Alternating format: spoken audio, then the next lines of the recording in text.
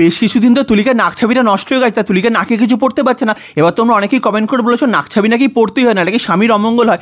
দেখো এইসব কথা আমরা খুব বিশ্বাস করি না, তাই তুলিকাকে আমি নাকছাবি কিনে দিইনি। আর আমার কাছ থেকে না পেয়ে বাধ্য হয়ে বাবাকে বলছে আমাকে নাকছাবি কিনে দাও, টাকা দাও। বাবা তো বলে দিয়েছে আমাকে কোনো টাকা পয়সা না, আমি কিনে দিতে পারবো না। এবার তোমরা কমেন্ট করে বলেছো বলে কথা তুলিকাকে নাকছাবি কিনে দিতেই হবে, সে আমাকে আবার ধরেছে, বলছে আমাকে নাকছাবি কিনে দাও।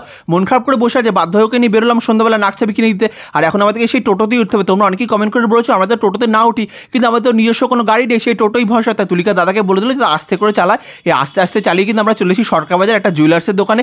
এখানে এসে এখন তুলিকা নাকছাবি কিনবো। আমি তো খুব ভয় পাচ্ছিলাম, কেন সোনার নাকছাবি তো নিশ্চয়ই অনেক দাম হবে। সোনার তখন কত দাম, আমার তখন এমনিতেই পকেটে টাকা পয়সা নেই, কত খরচা হবে কে জানে। তুলিকা তো হাসি মুখে জুয়েলার্সের ভিতরে ঢুকে গেল, আর ঢুকে গিয়ে জেঠুকে বলে নাকছাবি দেখাও। তখনই আমি তো কি খুশি হয়ে গেছি, কারণ দোকানের কি নাকছাবি বেশি ছিলই না। জেঠু বলছে আমাকে দোকানে এখন নাকছাবি নেই, আমি তো কি খুশি হয়েছে এটা শুনে। আর জেঠু দেখছো মাত্র 5 টাকার বিনিময়ে তুলিকার আগের যে নাকছাবিটা ছিল সেটা সারিয়ে দিয়েছে। আমার 5 টাকাতেই হয়ে গেছে, আমার কত টাকা বেঁচে গেলে আমি তো কি খুশি হচ্ছি। আর তুলিকা তো মনে মনে কি রাগ হচ্ছে, আমাকে মনে অনেক গালাগালি দিচ্ছে, কিন্তু কিছু করার নেই। 5 টাকা যখন হয়ে গেছে তুমি আগেরটাই পড়ো। কিন্তু আগের নাকছাবি যখন তুলিকা পড়ছে তখন দেখো নাকে নাকে ঢুকতেই চাইছিল না। তুলিকা কমেন্ট করে বলতে পারো তোমাদের সবাইকে, তোমাদের সাথে কি এরকমই হয়? বেশ কিছুদিন নাকছাবি না পড়লে সেই নাকে কি পুরোনো নাকছাবিটা আবার ঢোকানো যায় না? দেখো তুলিকা তো নাকে নাকছাবিটা একদমই পড়তেই পারছে না, অনেক কষ্ট করে নাকছাবিটা পরে নিয়েছে। আর মনে মনে আমাকে অনেক গালাগালি দিচ্ছে, কেন ওকে তো আমি নতুন নাকছাবি কিনে দিইনি। দেখো একে তো দোকানে নতুন নাকছাবি ছিলই না, আর আমার টাকাটাও বেঁচে গেল। মাত্র 5 টাকায় ওকে আমি নতুন নাকছাবি বলা যায় কিনে দিয়ে দিলাম। আর তুলিকা তো খুব রেগে গেছে, আমার সাথে কথাই বলছে না, বলছে আমার মনটা খুব খারাপ। যাই হোক তোমার মন খারাপ, মন হয় ভালো করে দেবো। দেখো আমার সাথে কথাই বলছে, রাগ দেখাচ্ছে। বললাম ঠিক আছে, তুলিকার মন ভালো করে একটাই উপায়, বিরিয়ানি খাওয়ানো। সরকার বাজারে বেশ একটা ভালো বিরিয়ানির দোকান আছে, এই দোকানে বিরিয়ানির নাম কিন্তু আমরা আগে অনেক শুনেছি, রোলের আপ্পা দোকানটার নাম। এখানে তুলিকা বসে পড়েছে, এসে তুলিকাকে বিরিয়ানি খাওয়ালে আর তুলিকা কিছুই চায় না। আর বিরিয়ানি খেতে আমরা বসে পড়েছে, দেখতে পাচ্ছ আগে কিন্তু আমরা কত কত বিরিয়ানি খেতাম, এখন আমরা দুজনে মিলে মাত্র 1 প্লেট বিরিয়ানি নিয়েছি। এই 1 প্লেট বিরিয়ানি আমরা দুজনে মিলে ভাগ করে খাবো। দেখছো মা হতে গেলে কত স্যাক্রিফাইস করতে হয়। যে তুলিকাকে 1 প্লেট বিরিয়ানি খেয়েও বলতে আমার খিদে পেয়েছে, সেই তুলিকা এখন কিন্তু নিজে 1 প্লেট বিরিয়ানি খাচ্ছেও না, আবার পুরোটা আমাকে দিয়ে দিল।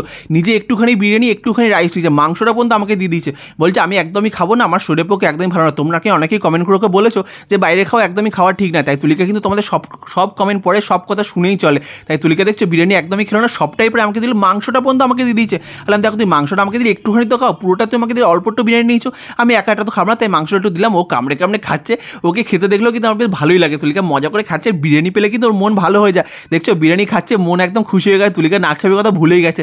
আমার বাবা বেঁচে গেছে, 5 টাকায় নাকছাবি কিনে দিয়েছি, 100 টাকায় বিরিয়ানি খাই দিয়েছি, ব্যাস আমার তো খুব মজা হয়ে গেছে। আর এই দোকানের বিরিয়ানি কিন্তু সত্যি খুবই ভালো ছিল। তোমরা সরকার বাজারে কারা কারা থাকো আর এই দোকান থেকে কারা বিরিয়ানি কিনে খেয়েছো অবশ্যই কমেন্ট করে জানো। সত্যি এই দোকানের বিরিয়ানি কিন্তু সত্যিই খুবই ভালো খেতে, আমি তো খেয়েছি, খুবই ভালো লাগে। তুলিকা তো খুব মজা করে খাচ্ছে, আর তারপর আমিও খাবো। তুলিকা তো চিকেনটা নিয়ে নিয়েছে, আমার কি দেবে তো নাকি আমাকে? তুলিকা যেভাবে কামড় দিয়ে খাচ্ছে পুরোটা শেষ না করে ফেলে, দেখছো কীভাবে কামড়ে কামড়ে খাচ্ছে। কিন্তু তুলিকা কিন্তু বাইরে খাবার একদমই খায় না। আর এর মধ্যে একটা কাণ্ড, দেখো কারেন্ট চলে গেছে, পুরো অন্ধকার হয়েছে। তখন দোকানের ওনার নিজে এসে নিজের মোবাইলটা জেলে আমাদেরকে দিয়েছে, তো আমাদের খেতে কোনো অসুবিধা না হয়। দেখছো মোবাইলটা উপরে লাগিয়ে দিয়েছে, আলোতে কিন্তু আমরা বসে বসে খাচ্ছিলাম, ক্যান্ডেল লাইট ডিনারের মতো হয়ে গেল না একটা। আজকে সন্ধ্যা কিন্তু আমাদের দারুণ কাটছে, এরকম অন্ধকারে বসে বিরিয়ানি খাচ্ছি আমরা, দারুণ একটা মজা হচ্ছিল। কিন্তু যাই হোক যাক না কেন, অন্ধকার হোক ঝড় তুফান যাই হোক, বিরিয়ানি কিন্তু খাওয়া ছাড়া যাবে না, বিরিয়ানি কিন্তু নষ্টও করা যাবে না। যেটুকু বিরিয়ানি পেয়েছি সবটা চেটেপুটে খাবো। তুলিকা খেয়ে নিয়েছে, আর খেয়ে বেরিয়ে পড়ছে, একটু আইসক্রিমও খেয়ে নিয়েছে। দেখো আইসক্রিম কিন্তু তোমরা অনেকেই খেতে ওকে বারণ করো, তবু কিন্তু আইসক্রিমটা খায়ও। তোমরা কিন্তু অনেকেই আবার কমেন্ট করে বলো যাতে আইসক্রিমটাও না খায়, এটা আমিও চাই তো আইসক্রিমটাও একদমই না খায়। আর ভিডিওটা কেমন হলো অবশ্যই জানিও।